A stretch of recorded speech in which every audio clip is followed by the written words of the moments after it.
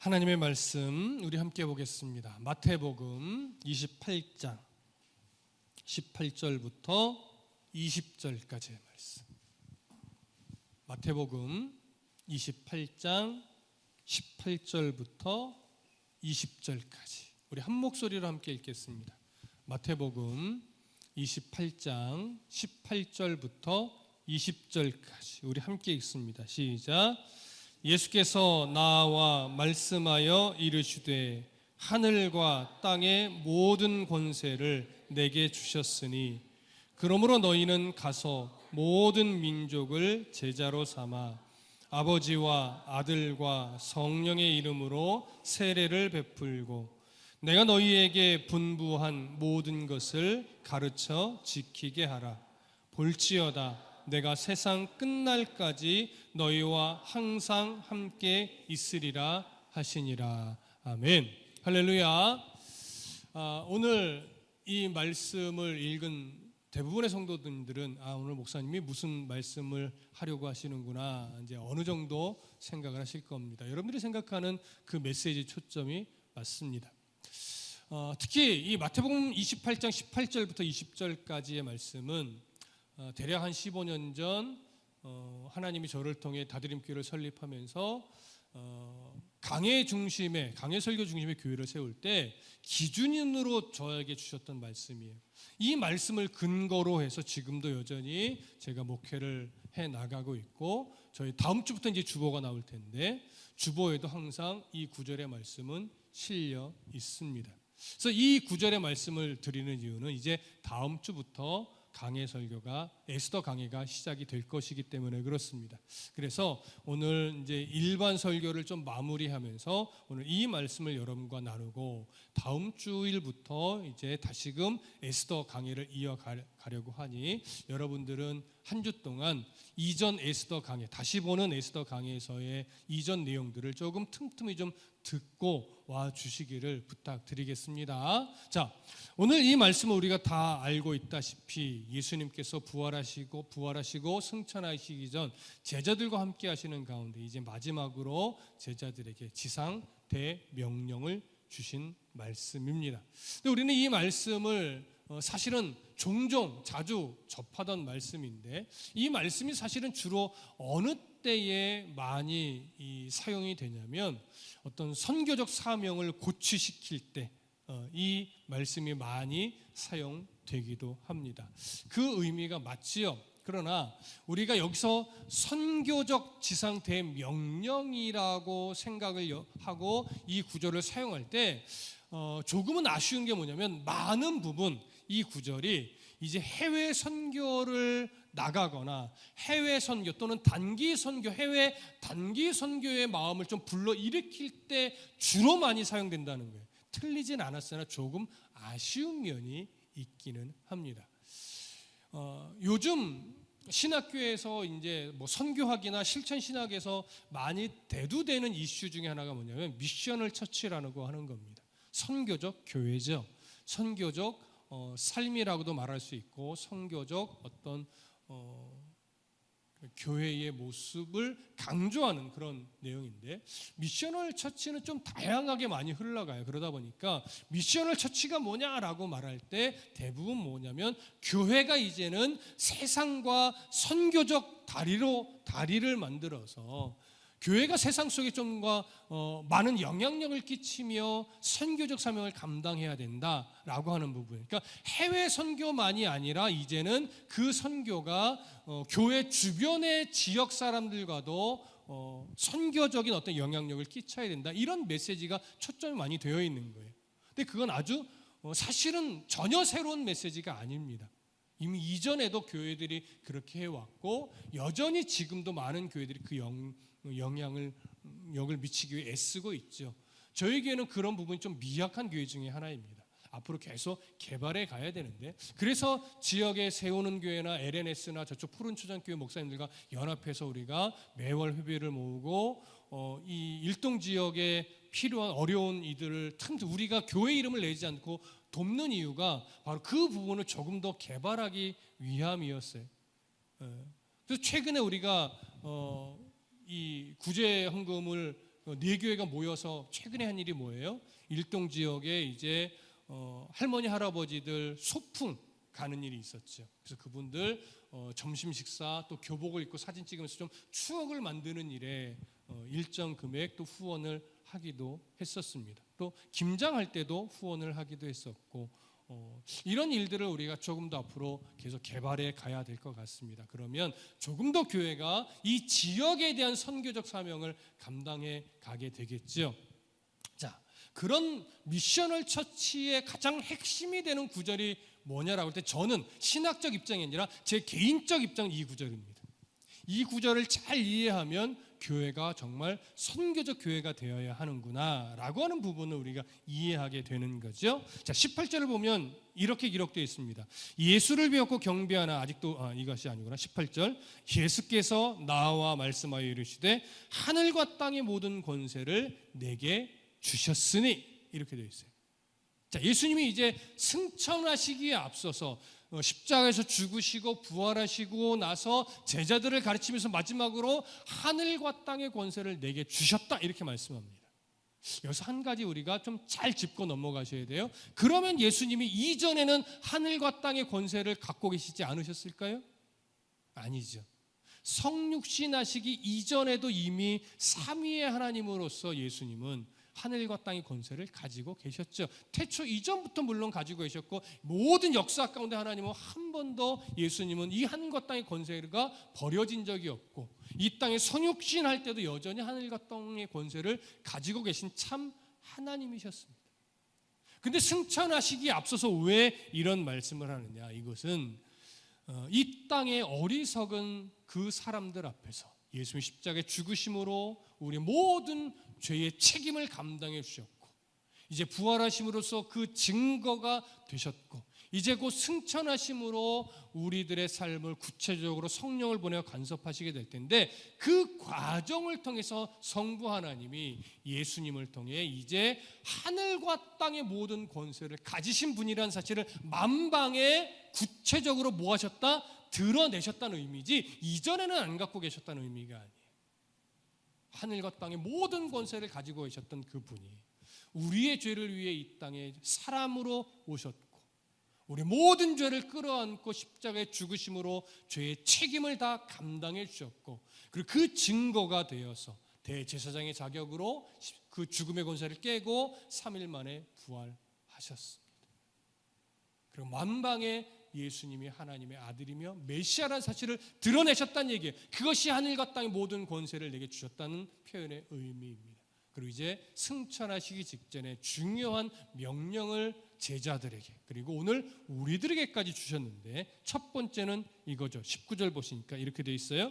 그러므로 너희는 가서 모든 민족을 제자로 삼아 아버지와 아들과 성령의 이름으로 세례를 베풀고 이렇게 되어 있어요.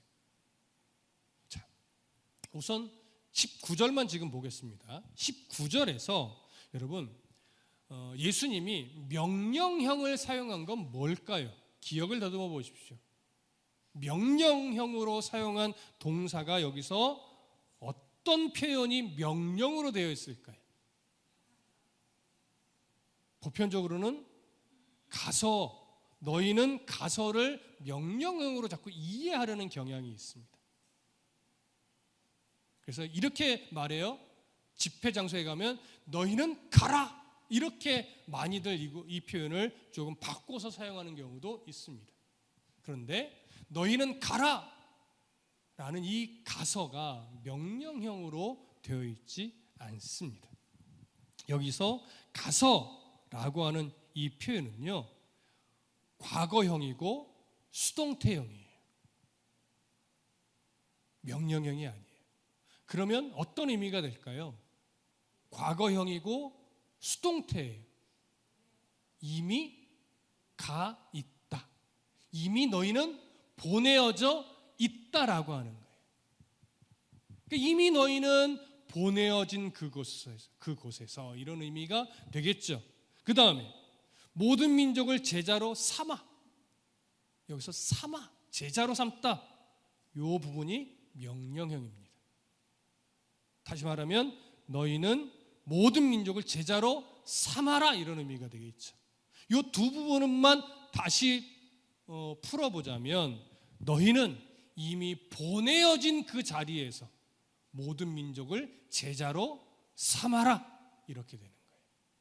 그 다음 내용을 보면 아버지와 아들과 성령의 이름으로 세례를 베풀고 명령형일까요? 아닐까요?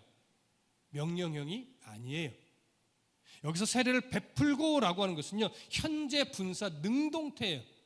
이 현재 분사 능동태라고 하는 것은 헬라어 문법에서 어떤 의미로 중요하냐면 계속적이고 반복적 의미가 담겨 있는 동사라는 거예요. 그 행동이 한 번으로 끝내서는 안 되는 것이고 계속적으로 반복적으로 행해져야 되는 것, 이런 의미가 돼요. 그러니까 아버지와 아들과 성령의 이름으로 세례를 베푸는 행동이 한 번만 하라는 거예요? 계속 하라는 거예요? 계속 하라는 거예요. 요 세 단락을 다시 연결해서 풀어보면 이런 의미가 됩니다. 너희는 이미 보내어진 그 자리에서 아버지와 아들과 성령의 이름으로 계속하여 세례를 베풀며 모든 민족을 뭐하라? 제자로 삼아라. 이렇게 번역이 되는 거예요. 무슨 말씀 이해되세요? 그러면 너희는 가서 너희가 이미 보내어진 그 자리, 어떤 사람에게는 성령의 강권적인 역사로 보냄을 받은 자리가 해외일 수도 있는 거예요. 그렇죠? 그러니까 해외만 선교가 아니라는 거예요. 그러면 어떤 사람에게는 하나님에 의해 보내어진 그 자리가 가정일 수도 있고 직장일 수도 있고 학교일 수도 있고 어떤 소그룹일 수도 있고 각자가 보내어서 일상의 삶을 살아내고 있는 그 자리, 그 자리가 바로 선교지라는 거예요. 선교지. 근데 우리는 자꾸 선교하면 뭐만 떠올라요? 캄보디아, 베트남, 태국, 유럽은 잘 생각 안 하죠 또. 근데 요즘 유럽도 선교 지역이에요. 때로는 미국도 선교지로 보기도 해요. 근데 외국 시선으로 보면 한국도 뭐예요? 여전히 선교지예요. 그러니까 선교지가 따로 구분이 없다는 얘기예요. 우리가 하나님께서 우리를 보내신 그 가정, 보내신 그 학교, 보내신 그 직장, 보내신 그 일상의 모든 영역이 바로 선교지예요. 거기서 제자를 삼으래요. 여러분, 제자를 삼는다는 건 어떤 의미일까요? 이게 오늘 우리 시기의 개념으로 보면요, 제자를 삼는다는 게 내가 가르치고 내가 막 교육시켜서 무엇인가 새로운 삶을 살아내게 만드는 그런 역할, 마치 선생 같은 역할, 이렇게 이해가 되기도 해요. 그런데 이건 오늘의 개념으로 먼저 볼 것이 아니고 예수님 당시의 개념으로 먼저 봐야 돼요. 그럼 예수님 당시에 스승과 제자는요, 어떤 관계일까요? 어떻게 가르치는 것이 당시의 스승이었을까요? 시간을 정해서 만나서 1시간이면 1시간, 2시간이면 2시간 일방적으로 무엇인가를 막 교육하는 것, 이게 스승과 제자의 모습이었을까요? 예수님 당시는 아니죠. 예수님과 당시의 스승과 제자는요, 같이 사는 거예요. 같이 자고 같이 밥을 먹고 같이 길을 가고 같이 대화를 하고 스승이 행하는 모든 것들을 옆에서 같이 살며 눈으로 보는 거예요. 그러면서 배우는 거예요. 거기에는 물론 가르침도 있어요. 하지만 단순하게 말로 가르치는 것만이 스승의 역할이 아니고 이 당시 스승의 역할은 같이 살며 스승이 살아가는 모든 모습을 보여주는 자, 그렇게 교육하는 것이 스승이고 그렇게 제자를 삼는 거예요. 함께 살면서. 그러니까 예수님이 모든 민족을 제자로 삼아라라고 할 때 이것은요, 단순하게 스승의 위치에서 가르쳐라 이런 것이 아니고 네가 모든 이들에게 복음을 드러내기 위해서, 복음의 스승의 역할을 하기 위해서 스승답게, 그러니까 그리스도인답게 뭐하라? 살아내며 보여줘라, 느끼게 해줘라, 이거예요. 이게 제자를 삼는 거예요. 그렇게 이렇게 제자를 삼아라라고 하는 것이 큰 명령이 되면서 그 명령 아래 무엇이 다 붙는 거냐면 아버지와 아들과 성령의 이름으로 세례를 베풀면서 제자를 삼아라. 내가 너희에게 분부한 모든 것을 가르쳐 지키게 하면서 제자로 삼아라. 여기까지 제자로 삼는 거에 붙는 거예요. 이에 속해 있는 거죠. 그러니까 제자를 삼기 위해서 먼저 아버지와 아들과 성령의 이름으로 세례를 베푸는 이런 모습이 하나 중요하게 필요한 거죠. 그러면 여러분, 세례를 베푼다. 예수님 당시에는 물론 바울과 같은 사도들만 세례를 베풀지는 않았습니다. 먼저 된 자가 세례를 자유롭게 베풀 수 있었죠. 하지만 오늘날은 조금 달라졌어요. 오늘날 세례라고 하면 목회자를 통해서만 받을 수 있죠. 사실 꼭 그러지는 않아도 괜찮습니다. 하지만 왜 그렇게 안 하느냐? 오늘날 시대에는요, 누구든지 세례를 베풀 수 있다라고 말해버리면 사이비 이단이 곳곳에서 더 창궐할 거예요. 그래서 함부로 물로 세례를 베풀며 그 사람이 구원받은 백성임을 인증하는 이런 일들은 성도들이 하지 못하게 하는 겁니다. 그러면 교회 질서가 완전히 깨져버리니까. 하지만 그렇다고 해서 목회자에게 세례를 베푸는 권한이 있으니 목회자는 특별하다, 이거는 아니에요. 목회자에게 세례의 권한을 교회 법적으로 준 것은 질서적인 차원일 뿐이고 사이비 이단이 난립하는 이런 일들을 막기 위함일 뿐이에요. 또 오늘 여러분들이 세례를 베푼다라고 하면 어떤 모습일까요? 목회자가 베풀어야 하는 그 물로 세례를 베푸는 걸 여러분들에게도 하라는 걸까요? 여러분, 그렇지 않습니다.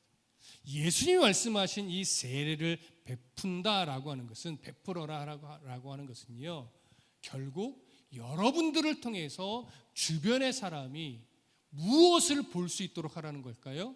구원의 예수님을, 우리를 구원하신 예수님을 보여줄 수 있도록 살아내라는 거예요. 그게 세례를 베푸는 거예요. 어차피 우리가 세례를 베푼다 그 사람이 구원받는 게 아니에요. 목회자를 통해서 세례를 받는 건 뭘까요? 구원의 조건일까요? 아니죠. 우리가 신앙기초교육하면 그 내용을 다루게 되는데, 목회자를 통해서 받는 세례는요, 구원의 조건으로서 행하는 것이 아니고 이 사람과 성경적으로 신앙적으로 대화를 하면서 성령의 세례를 받은 사람인지를 검증하는 거예요. 검증하는 역할. 그래서 말씀을 나눠보고 대화를 해보고 검증해보니 목회자의 시선으로 볼 때 이 사람이 성령의 세례를 받은 구원받은 백성이 맞다라고 인정을 하는 거예요. 그래서 그 인정을 하게 되면 많은 사람들 앞에서 이 사람은 이제 성령의 세례를 받은 사람이 맞다라고 목회자가 인정이 되오니 여러분들도 이 사람을 세례받은 자로 인정해주고 함께 신앙의 교제를 나눠주십시오, 이렇게 공포하는 것이 목회자가 세례를 베푸는 내용의 핵심입니다. 목회자가 세례를 베풀어 주는 것이 그 사람이 구원받는 구원의 조건이 되지 않아요. 천주교에서 이걸 실수했던 거예요. 천주교 실수했던 게 이제 신부를 통해서 세례를 받는 것이 구원의 조건처럼 생각을 하게 되니까 지금도 그런지 모르겠으나 한동안 천주교에서는요, 세례를 늦게 받으려고 했어요. 어떤 이해 때문에 그래요? 신부님에게 세례를 받을 때 이전에 내가 지었던 죄가 깨끗하게 씻음받게 된다라고 오해를 한 거예요. 그러니까 가능하면 늦게, 죽기 직전에 세례를 받아야 도덕적으로 율법적으로 깨끗하게 주님을 만날 수 있다, 이런 생각을 하게 된 거죠. 여러분, 세례를 통해서 용서받는 죄가는 어떤 죄예요? 일상에서 삶 속에서 짓는 죄를 이야기하는 게 아니에요.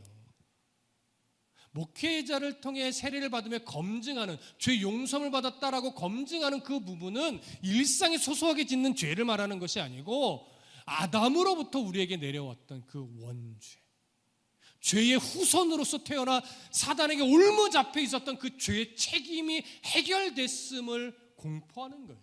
천국과 지옥의 문제를 가르는 죄죠. 우리 일상에서 짓는 죄는요, 여러분들이 스스로 날마다 하나님 앞에 죄 용서를 구하며 성화적 차원에서 계속 용서를 구하며 가야 되는 거예요. 그건 목회자에게 세례를 받으며 해결해야 될 문제가 아니에요. 날마다 하나님, 오늘도 내가 예수 믿지 않는 자답게 자꾸 말하고 행동했습니다. 나를 용서해 주시고 조금 더 성숙한 성도로 살아가게 도와주십시오. 이렇게 여러분이 날마다 기도하며 죄 용서함을 받는 거예요. 그건 구원과는 상관없는 부분이에요. 성숙한 성도와 관계 있는 부분이죠.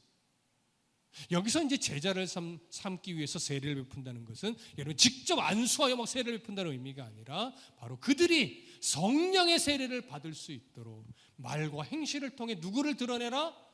구원의 예수 그리스도를 드러내라. 드러내는 삶을 살아내라는 거예요.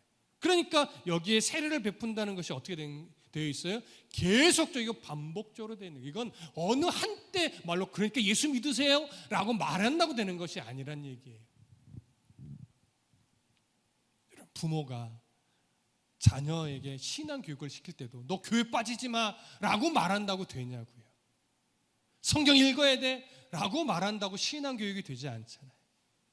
결국은 부모가 먼저 그리스도인으로서 날마다 몸부림치며 살아내는 모습을 뭐 하는 거예요? 보여주는 거예요. 자녀들에게. 자녀들은 안 돼요. 부모가 정말 자녀의 신앙을 염려하며 하는 소리인지 아니면 말은 그렇게 하지만 결국 세상에서 성공하라고 하는 말인지, 신앙적으로 말한다고 하지만 신앙은 이순이고 너 어떻게든 세상에서 성공해야 된다, 신앙을 어떤 도구로 해서 세상에서 성공하라고 가르치는 건지 사실 자녀들은 안 돼요. 여러분, 신앙을 이용하여 자녀들이 세상에서 성공하라고 신앙적으로 가르치지 마십시오. 자녀들이 알아요. 정말 올바른 신앙을 갖게 하기 위해서 신앙을 삶으로 가르쳐야 됩니다. 그것이 오늘 여기에 나온 거예요. 너는 가서 모든 민족을, 너의 자녀를 제자로 삼아 아버지와 아들과 성령의 이름으로 자녀들에게 세례를 베푸는 삶을 살아가라는 거예요. 그래서 예수님이 이어서 말하는 거예요. 20절 보세요. 내가 너희에게 분부한 모든 것을 가르쳐 지키게 하라. 자, 이 표현에서도요, 명령형이 하나 사용됐어요. 명령형으로 사용된 건 뭘까요? 내가 너희에게 분부한 모든 것을 가르쳐 지키게 하라. 우리는 지키게 하라가 명령형일 것 같지만 번역이 조금 잘못됐어요. 여기서 지키게 하라는요, 분사예요. 어떤 의미냐면 뭐뭐 하도록, 지키도록 이거예요. 뭐가 명령어로 돼 있어요? 가르치라가 명령어로 돼 있어요. 좀 더 정확하게 말하면요, 명령의 의미를 갖고 있는 현재 분사형으로 사용되어 있어요. 그래서 이것을 풀어서 설명하면 지키도록 가르치라요. 내가 너희에게 분부한 모든 것을 지키도록 가르치라. 여기는 어떤 의미가 담겨 있습니까? 바로 보냄을 받은 우리에게 하나님이 요구하는 것은 뭐냐면요, 끝까지 포기하지 말고 내 자녀를, 가족을, 주변 사람을 가르치는 거예요. 말로만이 아니에요. 아까 가르친다는 건 어떤 의미라고 말씀을 드렸어요? 스승이 제자를 가르친다는 건 같이 살며 보여준다는 거예요. 느끼도록. 여기서 가르친다는 것도 그거예요. 그래서 가르치는 게 우리의 역할이에요. 그러면 지키게 되는 건 누구의 역할일까요? 하나님의 역할이라는 거예요. 근데 우리는 인간적인 조바심이 있어요. 목회자도 마찬가지예요. 이 정도 성경을 가르쳤으면 좀 성도들이 바뀌어야지라고 하는 내 기대가 있단 말이에요. 성도들이 목회자의 기대대로 삶이 바뀌고 새로워지지 않아요. 그러니까 거기에 조바심 내면 목회가 힘들어지는 거죠. 제가 목회를 조금 그래도 편하게 하는 편입니다. 이유가 뭔지 아세요? 이 말씀 때문에 그래요. 성도들이 삶이 변하고 말씀을 붙잡고 살아내는 이 씨름을 해야만 하는데, 목사가 설교를 잘한다고 성도가 바뀌는 것이 아니라는 걸 제가 발견한 거예요. 목사의 역할은 끊임없이 올바르게 뭐 하는 것? 성경을 가르치고 내가 삶을 살아내고, 여러분들이 목사를 통해서 이상한 것을 느끼는 것이 아니라 목회자를 통해서 목사도 말씀대로 살려고 몸부림치는구나, 이걸 느끼도록 성경을 가르치고 삶을 살아내기만 하라는 거예요. 그러면 그 성도들이 그 말씀을 받아 삶을 바꿔내는, 그 말씀을 지켜내는 것은 누가 역사하여 일으키는 거예요? 성령께서 역사하여 변화시키는 거예요. 그건 제 몫이 아니라는 거예요. 목사의 몫이 아니에요. 그건 하나님의 몫이에요. 목사는 끊임없이 올바르게 가르치는 역할이에요. 그리고 똑같이 가정으로 돌아가도 똑같죠.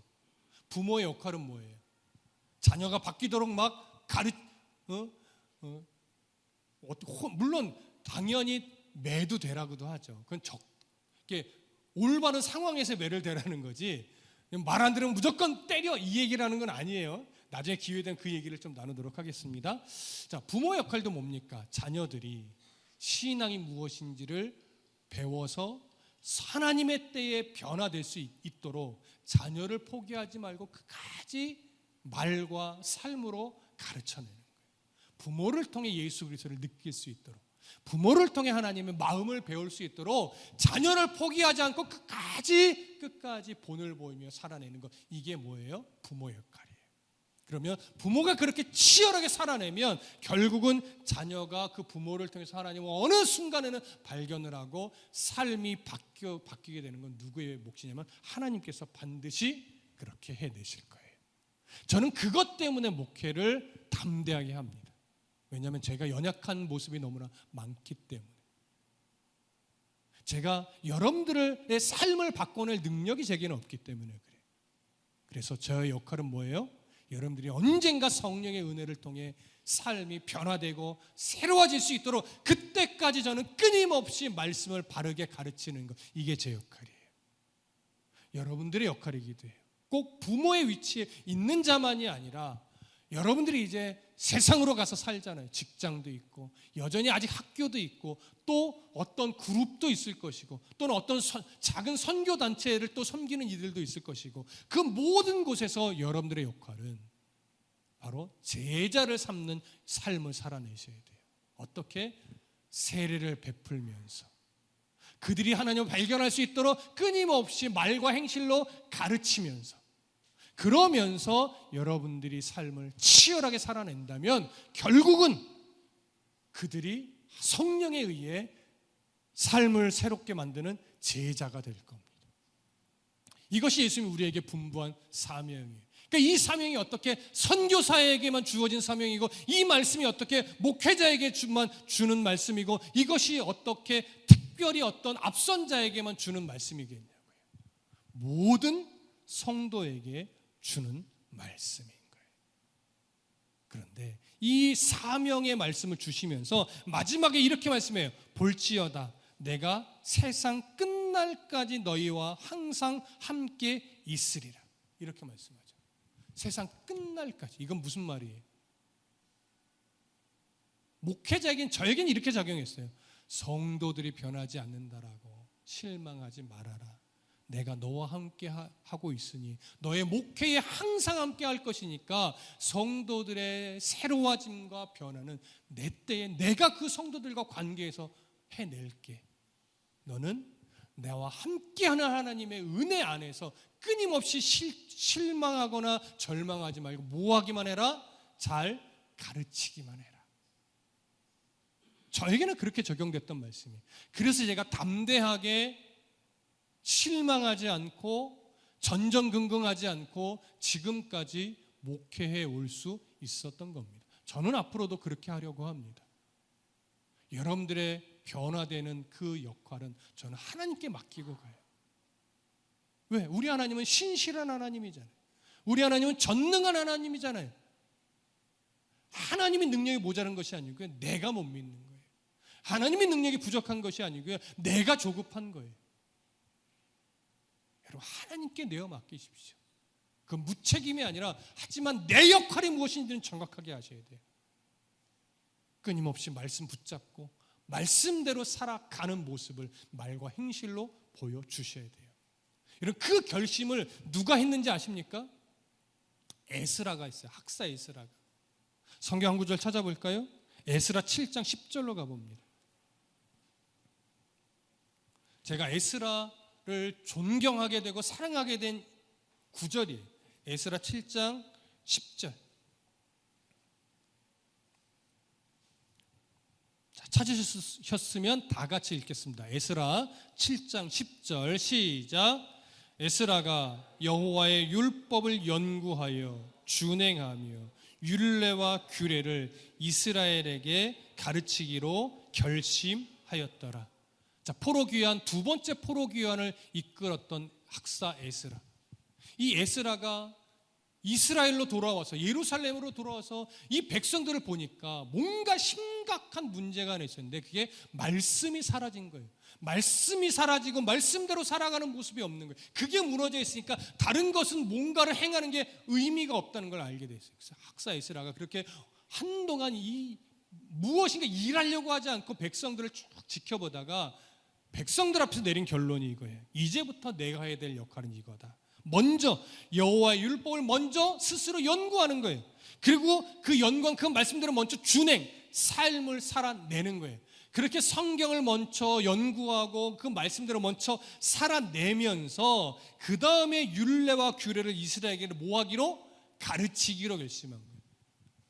그러니까 에스라도 아는 거예요. 내가 먼저 말씀을 바르게 연구하여 먼저 살아내는 삶이 없으면 말로 가르치는 것이 의미가 없다는 걸 에스라도 알게 된 거예요.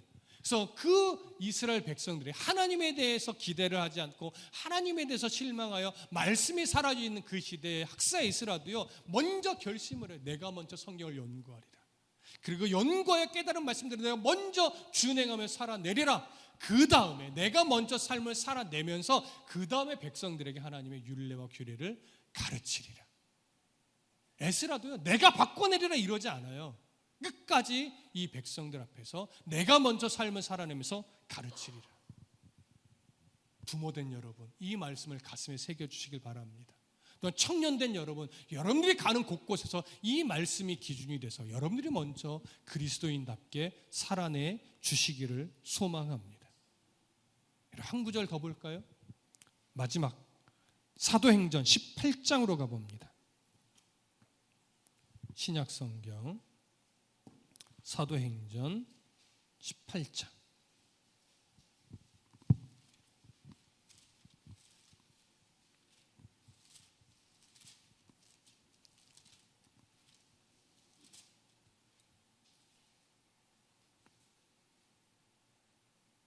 사도행전 18장 9절부터 잠깐만요.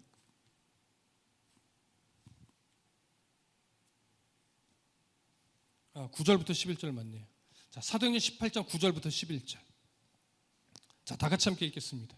사도행전 18장 9절부터 11절 시작. 밤에 주께서 환상 가운데 바울에게 말씀하시되 두려워하지 말며 침묵하지 말고 말하라. 내가 너희와 함께 있음에 어떤 사람도 너를 대적하여 해롭게 할 자가 없을 것이니 이는 이 성 중에 내 백성이 많음이라 하시더라. 1년 6개월을 머물며 그들 가운데서 하나님의 말씀을 가르치시니라. 아멘. 자, 이 구절 잘 들으세요. 하나님이 바울 가운데 어느 순간 그에게 나타나셔서 무슨 말씀을 먼저 주시냐면, 바울아, 두려워하지 말고 침묵하지 말고 말하라, 이렇게 말해요. 바울에게 왜 두려워하지 말라라고 한 걸까요? 이때 바울은 고린도에 와서 열심히 복음을 전했거든요. 그런데 어느 날 하나님이 밤에 바울에게 나타나셔서 바울아, 두려워하지 말고 침묵하지 말고 말하래요. 이미 복음을 열심히 전하고 있는데 고린도에 와서. 근데 이게 있는 거예요. 바울이 고린도에 오기 전에 어디에서 넘어왔어요? 고린도로? 아테네에서 넘어왔어요. 근데 그 아테네에서 어떤 일이 있었냐면, 유명한 철학자들과 변론을 하며 막 복음을 전하려고 온갖 노력을 다한 거예요. 근데 그때 바울이요, 한 사람도 영혼을 변화시켜내지 못합니다. 그렇게 말하자면 졌어요. 진 거예요. 왜? 복음을 제대로 그들에게 집어넣지 못하고 결국 말로 지고 고린도로 넘어왔어요. 고린도에 와서도 사명이 있으니까 전하기는 하는데요, 이제 그 속에 뭐가 왔냐면 영적인 탈진이 오는 거예요. 지침이 오니까 어떻게 되냐면 복음을 전하긴 전하는데 이제 예전과 좀 달라요. 그냥 이 정도까지만 전하자. 또 내가 더 하다가는 또 쫓겨다니게 되고 또 도망치게 되고 또 붙잡히게 되고 또 감옥에 갇히고 또 매맞는 일도 생기겠지. 아덴에서 한번 그들과 말로 부딪혔다가 한번 지고 나니까 이제는 이전에 전도를 하며 복음을 전하며 살면서 겪었던 그 수많은 어려움들이 눈앞에 확 오는 거예요. 그러니까 복음을 전하긴 전하는데 붙잡히지 않을 만큼만, 감옥에 갇히지 않을 만큼만 전하게 돼요. 그러니까 그 마음에 뭐가 생겨난 거예요? 아무도 모르는 바울만 아는 두려움이 그 안에 생겨난 거예요. 그래서 하나님 말해요. 바울아, 너 두려워하지 마. 너 침묵하지 마. 네 안에 주신 그 복음의 뜨거운 대로 다시금 그들에게 복음을 전해라 라고 말하는 거예요. 그러면서 10절에 말하죠. 내가 너와 함께 있음에 어떤 사람도 너를 대적하여 해롭게 할 자가 없을 것이니 이는 이 성중에 내 백성이 많음이라. 무슨 말이에요? 아직 이 성중에, 고린도라고는 이 도성에 너를 통해 복음을 들어야 할 자가 많다. 그래 내가 너를 지켜낼 것이니 매맞는 것 두렵고 감옥에 갇히는 것 두려운 것 이해하지만 그것 때문에 겁먹지 말고 전하라는 거예요. 그랬더니 11절에 어떻게 해요? 그래서 1년 6개월을 고린도에 머물렀던 거예요. 그래서 그들 가운데서 하나님의 말씀 뭐 했대요? 가르쳤대요. 단순하게 말로만 가르쳤다는 얘기일까요? 아니요. 1년 6개월을 고린도에서 삶을 살아내며 말과 행실로 그들에게 복음을 드러냈다라고 하는 의미가 돼요. 여러분, 저도 목회를 해보고 이제 나이가 50이 넘어가다 보니까 성도들 중에 열심으로 하나님을 섬기고 믿음으로 견고하게 살다가도 어느 순간 지치는 상황이 올 수 있다는 걸 알게 됐어요. 예전에는 조금 머리로만 알았다면 이제는 여러분들의 삶을 보니까 수많은 인생 세파들 속에서 내가 믿음은 포기하지 않지만 정말 예전과 같은 어떤 열심과 하나님을 신뢰하는 견고한 믿음을 갖는 일에 있어서는 조금 이렇게 뭐라고 말할까요? 좀 지칠 수도 있겠구나. 그래서 예전과는 조금 예전만큼 뭔가 열심을 내지 못하고 예전만큼 뭔가 가슴의 뜨거움이 좀 식어질 수도 있겠구나. 이런 생각을 하게 돼요. 근데 결국 그럴 때 여러분들에게 드릴 수 있는 말씀은요, 이런 말씀밖에 없어요. 하나님이 바울에게 말했던 것처럼 두려워하지 마. 침묵하지 말고 말하라. 이 성중에 여전히 복음이 필요한 사람이 있으니 내가 너에게 줬던 뜨거움을 회복하여 다시금 일어나라. 내가 너와 함께 할게. 어떤 사람도 너를 대적하여 해롭게 할 자가 없을 것이니 일어나 말하라는 거죠. 여러분, 성경은 분명하게 약속합니다. 내가 너와 함께 할 것이라. 그러니 내게 엄습해오는 수많은 상황이 나를 넘어뜨리지 못할 것이고 내가 닥쳐있는 수많은 상황의 형편이 결국은 나를 죽음의 문턱으로 몰아넣지 못할 것이니 그런 전능하신 하나님을 믿고 여러분들에게 주셨던 그 신앙을 다시 회복하고 일어나야 할 건 다시 일어나고 다시 걸어가야 될 사람은 다시 걸어내시고 달려가야 될 사람은 다시 달려가시면서 다시금 회복의 은혜를 원하시는 그 하나님 앞에 서기를 소망합니다. 여러분들은 이미 선교지로 보냄을 받은 사람입니다. 그리고 그 자리에서 여러분들은 제자를 삼는 삶을 살아내야 하는 사명자들입니다. 각자의 위치에서 그 제자를 삼는 삶은 특별한 것을 말하는 것이 아니라 결국은 여러분들의 말과 일상의 영역에서 예수 그리스도를 보여줄 수 있도록 다시금 살아내라는 거예요. 그리고 포기하지 말고 자녀를, 이웃을, 형제를, 주변의 누군가를 하나님의 말씀을 가르쳐주는, 말과 행실로 가르쳐주는 삶을 끊임없이 살아내라고 하는 것이 오늘 하나님이, 예수님이 우리들에게 주신 사명의 말씀이니 이제 다시금 여러분 그리스도인다운 삶을 회복하시기 위해 힘쓰십시오. 그리고 다시금 뭘 노력해야 될까? 내가 뭘 조금 더 바꿔가야 될까? 이걸 고민하시면서 이제 오늘을 기점으로 또 한번 성장하고 또 한번 회복의 길을 걸어가는 저와 여러분 되기를 간절히 소망하고 축복합니다. 기도하겠습니다.